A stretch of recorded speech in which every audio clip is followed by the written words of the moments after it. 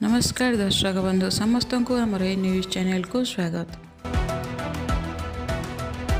पुणी अक्टोबर पुणी पशिला छनका आसंता 27 रे आसुछि बात्या मंथा 24 घंटार स्पष्ट हो पारे चित्र पूर्वानुमान कला भारतीय पाणीपाग विभाग। बंगोपसागर रे सृष्टि होइछि लघुचाप क्षेत्र काली यह गभीर अवपात परिणत हेब 27 सकाळे यह बात्या मंथार रूप नहीं पारे बोली आशंका रहिछि। एने आंध्र और ओडिशा उपकूल सृष्टि होइछि बात्या भय हेले यार गतिपथ एवं सुधा स्पष्ट हो नथिबा बेले बात्या पाग अनुकूल रहितिबा सूचना देइछि पाणीपाग विभाग।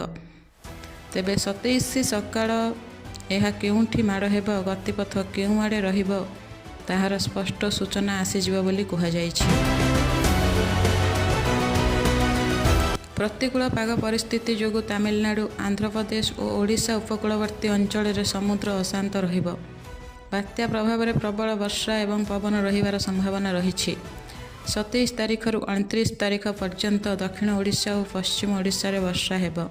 कोरापुट नुआपड़ा गजपति कंधमाल सहित अन्य जिलागुड़िकर यार प्रभाव रही पारे। उपकूलवर्ती जिला मानकर समुद्र कूल 50 रु 60 किमी बेगर पवन बहीपे।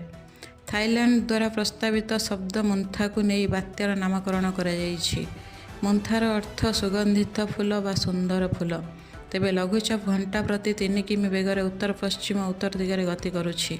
सेपटे 27 रु 29 तारिख जाए ओडिशा रे प्रबल वर्षार संभावना सहित विभिन्न जिला को वर्षा नहीं अलर्ट जारी करिछि पाणीपाग विभाग।